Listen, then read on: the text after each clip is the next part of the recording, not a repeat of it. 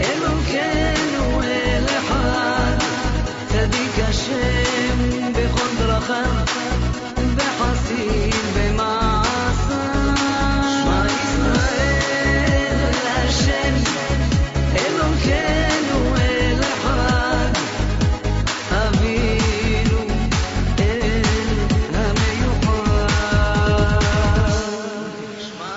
La Torah, les mitzvot, c'est l'antidépresseur.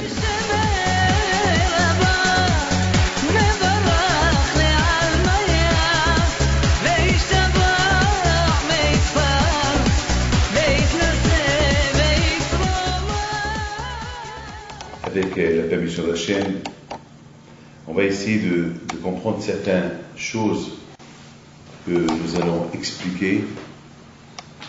Vous savez que cette période-là, on les appelle les Yamim Noraim, des jours qui sont impressionnantes. Et vous savez, il faut savoir que ces jours impressionnants, ils durent de Rosh Hashanah jusqu'à après Sukkot. Maintenant, on va se poser une question. Je comprends le mois d'Elul, on fait des Slechot, on fait des Shuvah. Je comprends Rosh Hashanah, c'est le jour du jugement. Je comprends Kippour, c'est le jour du pardon. Mais Sukkot, on va appeler Sukkot aussi Yamim Noraim. Et d'ailleurs, dans Sukkot, il y a Sha'an Araba. Et vous savez que Sha'an Araba, c'est on pleure, on sort le chauffard. Et donc, ça s'appelle des jours du jugement. Tous ces jours-là, c'est des jours du jugement. C'est-à-dire que il ne faut pas crier victoire. Ça veut dire que rien n'est sûr. Tout est remis en question. Et tout est sur les balances. D'ailleurs, vous savez qu'à Sha'an Araba, c'est en pleine période de Sukkot, et Sukkot, on l'appelle la fête de la joie. Zma Simchatenu. Sukkot, c'est vraiment la fête de la joie. Alors, d'un côté, il y a la fête de la joie, et il y a aussi Simchat Torah. Et regardez ce qui se passe à Sha'an Araba. On sort le chauffard, on pleure, on fait veiller à bord, on ne dort pas toute la nuit. Et si vous écoutez chez les communautés Hassidim, alors là-bas, c'est impressionnant. Alors, Sha'an Araba, j'ai entendu une fois une cassette du Advan Mitzatmar, à la Vachalon, à Bioel. Ouh, ce qu'il pleurait. Toute la journée, il pleurait, tous les amours. Nous, on pleure la nuit, ils pleurent la journée. Nous, les Sfaradim, on fait au Sha'an Araba la nuit. Mais nos frères Ashkenaz, eux, ils font Sha'an Araba toute la journée de Sha'an Araba. Et tout de suite après, ils vont vite s'habiller pour rentrer à Simchat Torah. Donc ça veut dire que c'est la même Noraï. Vous comprenez? Ça s'appelle Yamim Noraim. La question se pose. Je comprends Rosh Hashanah, je comprends, comment ça s'appelle, je comprends Kippour, je comprends le mois d'Elul, mais Sukkot, tu l'appelles aussi Yamim Noraim. Et en plus, au Sha'an Araba, on nous la met à Sukkot. Comment on met au Sha'an Araba, un jour après Kippour? Je ne sais pas moi, pendant cette période-là entre Rosh Hashanah et Kippour, mais ou tout de suite après Kippour, mais pourquoi plein fait du Sukkot? Tu fais. J'ai pensé une phrase extraordinaire. Tout le but des Yamim Noraim, tout le but de ces jours-là de Teshuvah, pour arriver à une finition, un raisonnement. Quoi? La Torah. Est-ce que tu as fait Teshuvah? Est-ce que maintenant vraiment tu as la Torah dans tes mains? Et c'est la raison d'ailleurs pourquoi. D'ailleurs, alors, tous décident la Simchat Torah. Et cette joie de Simchat Torah, c'est parce que symbolique, tu prends Simchat Torah, tu danses avec, ou bien toi-même tu deviens un Simchat Torah. Vous comprenez? Ou bien toi-même tu deviens un Simchat Torah. C'est-à-dire, c'est pour ça, il y a même Noraim, c'est les jours de Teshuvah, c'est jusqu'à Simchat Torah. Parce que, est-ce que c'est symbolique cette joie que tu as dans le Simchat Torah, ou bien c'est la joie, ah, ça y est, je me sens allégé. Et je me sens un autre, et j'ai fait des choses, maintenant je change ma vie. Tout de suite après Simchat Torah, c'est quoi la première paracha? C'est Bereshit. Ça y est, je tourne la page. Je deviens un début. Moi-même, je deviens un début. Vous comprenez? Ça y est, moi-même, ça y est, comme il y a un célibataire, et voilà, il a connu une fille, et ça ne veut pas dire qu'il est marié avec elle. Voilà, pas donc. Il la fréquente, il sort avec elle. Il prépare le mariage, ça ne veut pas dire qu'ils sont mariés.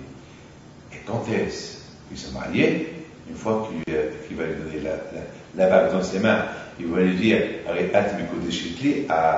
c'est sa femme.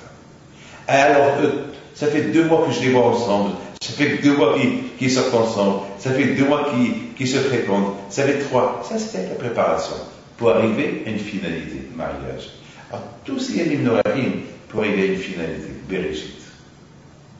Est-ce que c'est ce Bereshit-là, est-ce que c'est un vrai Bereshit? Parce que tu peux même te marier, et après le mariage, tu peux avoir un divorce.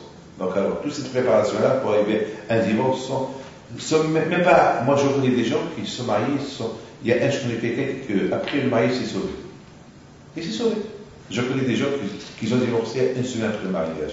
Alors, tout ce blabla, pourquoi? Pour arriver à un divorce. Alors, c'est tout ce qu'il y avait Noraim là, pour arriver quoi? Pour arriver après ce côté, tu restes toujours le même. Alors, on a gagné quoi? Voilà, il a gagné. Voilà, il a gagné. Vous savez, je vous raconte une histoire nouvelle qui est arrivée cette semaine, ce matin. Ce matin, on me l'a raconté. Il y a un juif qui habite à Ashdod. Il s'appelle Eyal Sitrouf. C'est un garçon qui a fait Teshuvah avec nous, Baruch Hashem. Il habite pas loin de la Yeshiva à Ashdod. Mais il était un déserteur de l'armée. Parce qu'il a fait Teshuvah, il ne voulait plus faire l'armée. Alors, beaucoup de femmes me disent, Rabbi David, une bracha, je suis recherché par l'armée. Et combien de fois, c'est 2-3 ans, je lui dis, rends-toi. C'est pas une vie de se sauver de l'armée. Un jour, ils vont t'attraper. Rends-toi. Mais dis, mais si je me rends, je vais faire vite le Torah, je vais pas étudier, et je fais des chouva, j'ai peur que je tombe, et je viens de me marier, et j'ai peur, et que je vais devenir là, et peut-être, je sais pas. Et je lui dis, écoute-moi, rends-toi. Tu vas souffrir, c'est pas grave, mais rends-toi. Il faut, tu peux pas, c'est pas une vie. Tu peux pas servir Hachem dans la peur de se faire arrêter. Tu peux pas. Et c'est pas une teshuva. Rends-toi, si tu rentres en prison, tu rentres en prison. Et pendant 2 ans, je lui dis, rends-toi, parce que moi je suis contre quelqu'un qui est hors la loi. J'ai pas, rends-toi, va-toi, rends-toi. Bon, finalement, il m'a dit, rapidement, je vais me rendre, parce que c'est pas une vie pour moi. Toujours, on vient voir ma mère, toujours, on me cherche, je me cache, pour au milieu de la nuit, on vient me chercher, je me cache dans l'armoire, je lui dis, rends-toi, c'est pas une vie pour toi, rends-toi. Si tu ne te rends pas, je vais te rendre à l'armée. Et je rigolais, et ça, je lui disais. Et finalement, il s'est rendu, le pauvre m'a appelé, la prison. Il m'a dit, voilà, il pleurait en prison, il m'a dit, comment je vais faire, ma femme elle est enceinte, elle va accoucher un garçon, comment je vais faire? Je lui ai dit, écoute-moi, je suis content que tu t'es rendu, je suis content que tu es à la prison. Si tu veux, tu vas voir. Ils vont te comprendre que tu paies un homme pour l'armée. L'armée, ils n'ont pas besoin des fous comme toi. Ils vont te relâcher. Mais au moins, là, tu peux, une fois que tu es relâché, tu vas faire, même si tu restes, je ne sais pas, 1 an, 2 ans, c'est pas grave, rends-toi. Mais tu t'es rendu, je suis content pour toi. Alors après, je lui dis, mais il se peut que tu entres en prison pour faire le tchouva quelqu'un. C'est parce que c'était le seul moyen pour le consoler. À chaque fois, il pleurait. Je dis, écoute-moi, il se peut que tu partes. C'est pas possible. Tu as fait tes chevaux, c'est pas possible. Il doit avoir une raison. Pourquoi tu n'as pas arrêté avant que tu aies fait tes chevaux? Pourquoi maintenant? Donc il y a une raison. Et voilà. Bon, il a accepté mes paroles. Et voilà, il m'appelle. De temps en temps, il m'appelle. Il me dit, vous savez, voilà, je suis devenu ami avec quelqu'un qui n'est pas religieux du tout, il est athée. Et je lui parle, on est devenu de bons copains, mais il est dur avec moi, il ne veut pas faire tes choix. Je lui dis, écoute-moi, à la tu pries le Sroth Rabbeinu Pido et fais-lui faire les tefilines de force. Dis-lui, on est des copains, mets tes tefilines, et tu vas voir, il va changer. Et peut-être c'est à cause de lui, tu rentres en prison. Une fois qu'il fait mes tefilines, il a fait tes chevaux, tu vas voir, tu vas être libéré. Et tu assisteras à la brit milah de ton fils. C'est extraordinaire ça. C'était pour moi la seule façon pour le consoler. Dans ma tête, je me suis dit, le temps que ça va durer là-bas, il va dire que bon, j'ai pas encore réussi à faire le cheval. Et voilà, il s'est passé qu'à la villa de Rabbeinu Pido, vers cette élu-là, il lui a dit, pourquoi tu me mets de filles? Tu me vois chaque matin mes filles, mais elle est super. Il dit, non, je peux pas, c'est pas mon truc, je ne crois pas. Je lui ai dit, il lui a mis les filles. Ce monsieur-là, il a changé complètement. Il a fait des chevaux terribles. Ce matin, il a été lâché. Et dimanche, il a eu un garçon. Donc à Brit Mila, c'est dimanche. Il me demande d'être syndac. Je dis, je peux pas. Après, je peux pas. C'est la folie, ça veut dire, regardez, regardez le kouah des tfilines. Les tfilines qui reprochent l'homme à Akadosh Baruch Hu. C'est-à-dire que ce monsieur-là, il est rentré en prison, peut-être il est devenu déserteur uniquement pour sauver cet âme, ce juif-là. Le but de chacun de nous, d'Océanim Noraim de ces jours-là, c'est pour arriver à une teshuva, avec les chauffards, avec les sliahot, avec les tfilines, avec tout ce qu'on fait, et on est encore dur, c'est pas possible. Il y a un boulon dans la tête, il doit y avoir un vice qu'il a bien fermé le cerveau pour ne pas comprendre. Ce juif-là, il a compris, il a fait teshuva en plein prison avec la mise de filet, et là, avec tout ce qu'on fait, on est encore loin. Alors quoi, il faut qu'on tombe malade, il faut qu'on rentre en prison pour faire teshuva. La lettre, il faut écouter. On voit que Akadosh Baruch Hu, parfois, il apporte des souffrances sur la personne pour un but. Parce qu'il n'y a que les souffrances qui peuvent casser la personne. Que les souffrances. Ce monsieur-là, s'il n'est pas le prison, je l'aurais mis tuer. J'avais fait la teshuva. Alors Hachem, il a fait d'une manière que quelqu'un rentre en prison pour qu'il lui fait faire teshuva et pour que ce monsieur-là, voilà, il fait teshuva au méthode filée. Parce que il se peut que ce juif-là, il a fait une mitzvah dans sa vie, et puisqu'il a fait cette mitzvah dans sa vie, avec Akadosh Baruch Hu, il va lui rendre la récompense de cette mitzvah qu'il a fait, avec quoi? Avec de l'argent. Avec quoi? En faisant qu'il va faire teshuva. Hachem, il va créer une situation, ce monsieur-là qui a fait cette mitzvah-là, il est hiloni, il n'est pas croyant, il est athée, et je vais lui donner une récompense. Quelle récompense Hachem va lui donner? Je lui donne l'argent? Non. Celui-là, la façon comment il a fait cette mitzvah, il peut faire encore plein de choses comme ça. Je ne vais pas le perdre. Qu'est-ce qu'il va lui faire? Eh bien, il va faire une situation qu'il va entrer en prison. Un juif va rentrer avec lui en prison. Ils vont devenir des amis. Et voilà. Il va mettre cette filée. Et grâce à cette filée qu'il va mettre, voilà, il va changer. Il va changer. Complètement, il va changer. Et l'autre qui est rentré en prison, toutes ces méthodes étaient super contents. Pourquoi il est rentré en prison? Au moins, j'ai réussi à faire sortir un juif de Satoma et devenu Tchouva. Et le plus beau dans toutes ces histoires, c'est moi. Moi aussi, maintenant, j'ai eu une cote part dans la récompense spirituelle. Parce que c'est moi qui ai fait Tchouva, ce Ayan, ces trucs, que je fais. Regardez, c'est extraordinaire. C'est-à-dire que, et moi, dans ma récompense à moi, il y a d'autres qui vont être récompensés. Mes rabbinés, mes parents, c'est grâce à leurs parents, et voilà, et ainsi de suite. Regardez, donc Akadosh Baruch Hu, il nous a créé des situations que à nous de choisir. Est-ce qu'on veut arriver à être attaché à Hachem sans souffrance, voilà, avec les Yalimim Noraim, avec ces échelons, on devient Elul.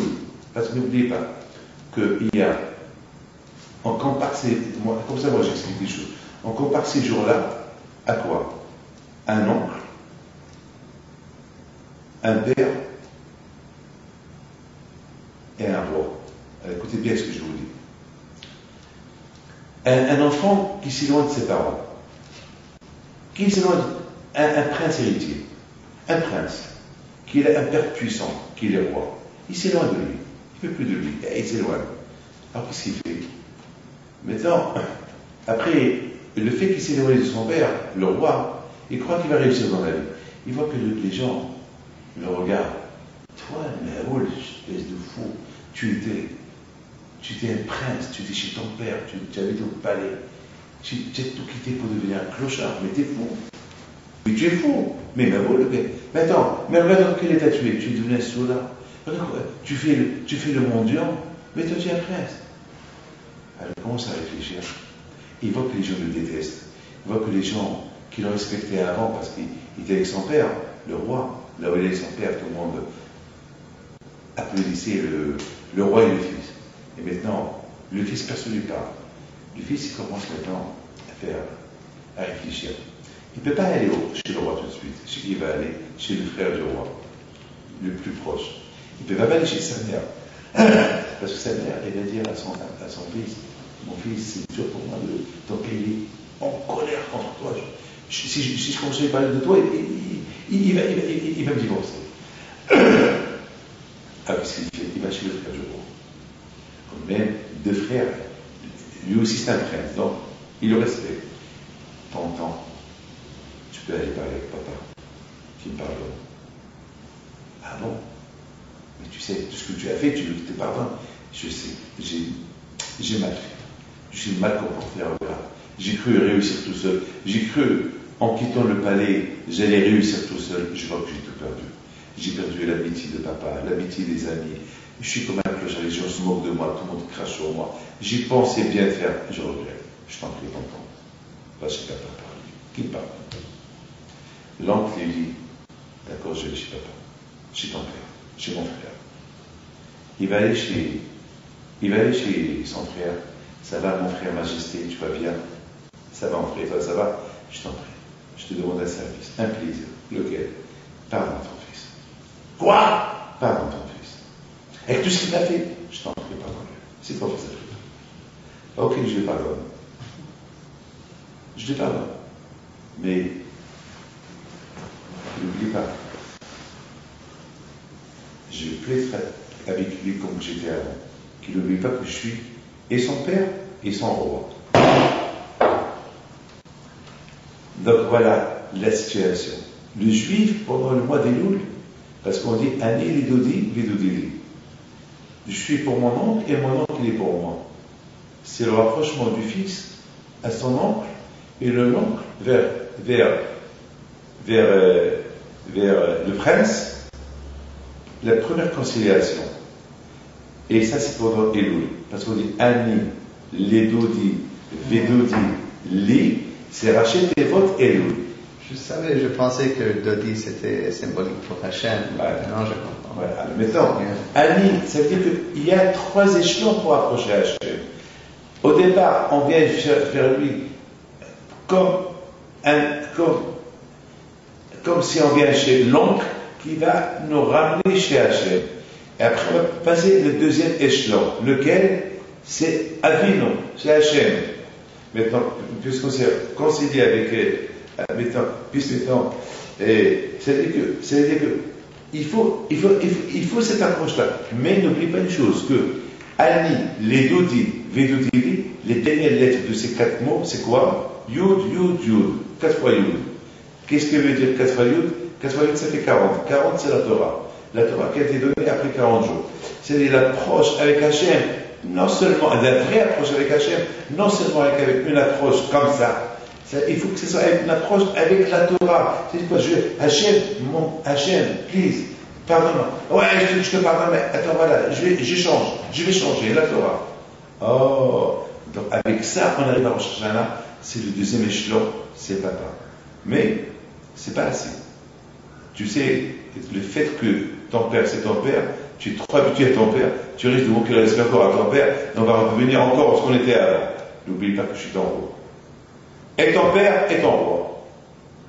Donc, vous comprenez pourquoi Rosh Hashanah et Kippour, on appelle Hachem Melech, un Melech Kadosh, un Melech Mishpat, parce que, avec tous ces échelons qu'on a passés, il ne faut pas qu'on oublie que Hachem c'est le roi. Mais tout le problème, avec la fête de Sukkot, on risque de tout oublier encore. Alors, elle vient la fête de Rosh Hashanah au milieu. Il faut le remettre encore au question.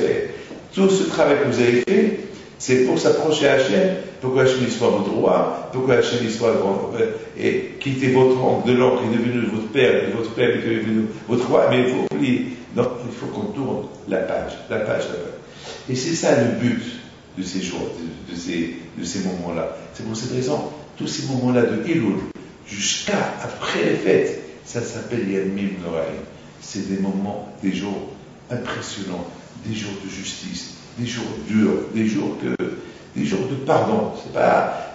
C'est pas une teshuva et après on retourne ce qu'on était avant.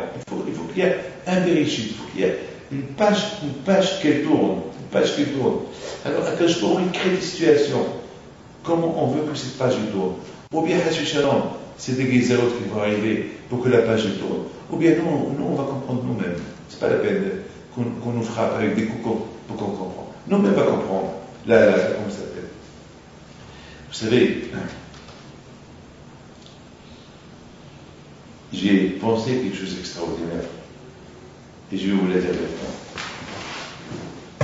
C'est quelque chose vraiment d'extraordinaire. Vous savez que pendant cette période-là, on parle beaucoup de la Akedah. L'histoire de la Akedah. Comment Abraham il a pris son fils, il a sacrifié, tout ça et tout ça. Écoutez bien ça. Dans la Akedah, on nous parle que au moment que Abraham il a sacrifié Yitzhak, il a voulu lui couper la gorge. Après, il a voulu le brûler. C'est Korban Ola, parce que le sacrifice de Ola, c'est Koulou. Parce que le sacrifice de Ola, il est tout entier pour Akadosh Baruch Hu.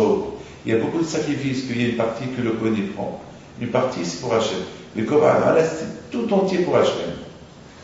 Donc, c'est ce qu'il a voulu faire. Ça veut dire qu'il va rester aucun souvenir de Yitzhak. Il va être brûlé avec ses vêtements, avec ses chaussures, avec ses cheveux, tout, il va tout devenir effet, descendre.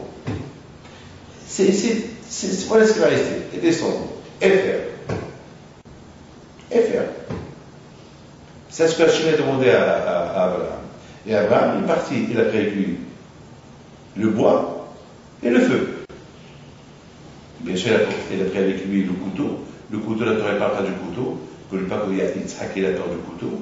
Il a mis le couteau de côté. Parce qu'on dit que le couteau, il ne faut pas le montrer au Satan. Mais on voyait le feu. Mais il a pris le feu à l'époque, le feu et le bois.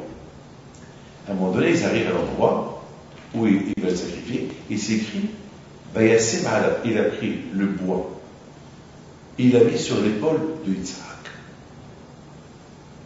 Je me suis posé une question. Pourquoi il n'a pas laissé le bois sur l'âne et prendre avec lui l'âne jusqu'à l'endroit où il va sacrifier Yitzhak? Il y avait là-bas 2 serviteurs à lui, il n'a pas voulu le prendre avec lui, parce que il leur a dit, est-ce que vous voyez ce que je vois? De loin, il a vu un nuée. Alors eux, ils n'ont pas vu le nuée. Il va dire, si vous n'avez pas vu, ça veut dire que je ne vais pas vous mener avec moi. Alors, restez là. Restez avec le hamra. Restez avec l'âne. Comme que l'âne, il ne voit pas, il ne comprend pas. Alors vous aussi, pourquoi l'âne? Pourquoi la Torah? Il dit, pourquoi la Torah? Il dit, Abraham, il dit à Ishmaël, à Eliezer, restez avec l'âne. Pourquoi ajouter l'âne, le mot l'âne? Et pourquoi la Torah ne dit pas que Abraham il leur dit restez, attendez-moi ici à mon retour. Mais pourquoi la Torah elle ajoute le mot l'âne? Attends, si la Torah elle ajoute le mot l'âne, c'est qu'il y a une signification. C'est pas. Alors c'est pas une signification, c'est quoi l'âne? L'âne, il voit la chose, il ne comprend pas. Ou il ne veut pas comprendre. Regardez, je vous donne un exemple. L'âne. Mettez sur lui 500 kilos de marchandises. Il va difficilement il va marcher. Mettez sur lui encore un autre 500, il va encore accepter. Et à un moment donné, il va tomber. Mais depuis le départ, il fallait résister. Comme le cheval. Le cheval, il ne se porte pas un plus sur lui. Le cheval, il connaît sa capacité. Au-delà de sa capacité, il s'énerve. Mais l'âne aussi, il connaît sa capacité. Mais pourquoi l'âne, il fait semblant qu'il n'y a rien? Et après, il craque, il tombe. Mais depuis le départ, défends-toi. Dis que tu ne peux pas, c'est trop lourd pour toi. Fais un geste. Non. Il fait semblant qu'il est costaud. Il faut savoir une chose, que dans la vie, l'homme, il voit, comme il dit le Maharal, il dit, il y a 2 sortes d'aveugles. Il y a un aveugle qui est né aveugle, il est aveugle, ne peut voir pas. Et il y a un autre aveugle qui voit, mais fait semblant qu'il est aveugle. C'est ça l'Ahmar, c'est ça l'âne. L'âne fait semblant qu'il peut prendre sur lui, il n'arrive pas à prendre. Il fait semblant qu'il peut prendre. Mais c'est la raison pourquoi la Torah nous parle de l'âme. C'est-à-dire que quelque part, l'homme, il se comporte comme l'âme. Il y a Hachem en face de lui, il ne veut pas faire d'effort pour voir que Hachem est en face de lui. C'est ce qu'Abraham lui demande à ces deux personnes qui l'ont accompagné. Et si vous voyez ce que je vois, ils ont dit non, on ne voit pas. Si Abraham y voit, aussi il doit voir. S'ils ne voyaient pas, s'il y a un problème, ils peuvent dire non, on ne voit pas, mais si Dieu veut, on va faire une bonne échouva pour pouvoir voir. Mais ils n'ont rien dit. Elle leur a dit, puisque vous n'avez rien dit, ça veut dire que vous êtes en train de vous comporter comme un âne. Alors restez ici avec l'âne. Et Abraham Avinu, devant eux, il prend le bois et le met sur Yitzhak. Parce que depuis le départ, tout le monde voit que sur l'âne, il y a le bois et il y a le feu. Comment est-ce possible que personne ne se pose la question? Le seul qui s'est posé la question, c'est Yitzhak. Yitzhak dit, est-ce que papa, je vois le bois, je vois le feu. Et où est le bélier? Alors il dit, le bélier, c'est toi. Ouais, voilà. Attends, parfois, il ne faut pas être bête. On sait que le feu, on sait qu'Abraham toujours faisait sacrifice. On sait que le feu, avec le bois, c'est pour faire un sacrifice. C'est pas pour faire du camping. C'est pas pour faire du michoui. Hein? C'est pas pour faire un pique-nique. C'est Abraham, c'était pas le style de pique-nique. Donc Abraham, s'il prend le bois et le feu, c'est pour faire un sacrifice. Alors oui, le bélier. Alors comment les autres ne sont pas posé cette question-là? Ils savent, mais ils ne posent pas de question. Ils ont peur que s'ils posent la question, il va leur dire alors cherchez-moi un bélier. Et il ne veut pas se déranger. Alors il faut semblant qu'il ne comprenne rien du tout. Comme l'âne qui fait semblant qu'il ne comprend rien du tout. C'est la raison pourquoi Abraham, devant eux, il a pris le bois et il l'a mis sur Yitzhak. Pourquoi il l'a mis sur Yitzhak? Pour que Yitzhak comprenne, c'est toi le bélier. Il faut qu'on arrive à ce que Hachem, il nous pose une question. Hé, où es-tu? Aïe, où es-tu? Parce que beaucoup de fois, à Rosh Hashanah, on parle du sacrifice de Yitzhak, le sacrifice d'Abraham.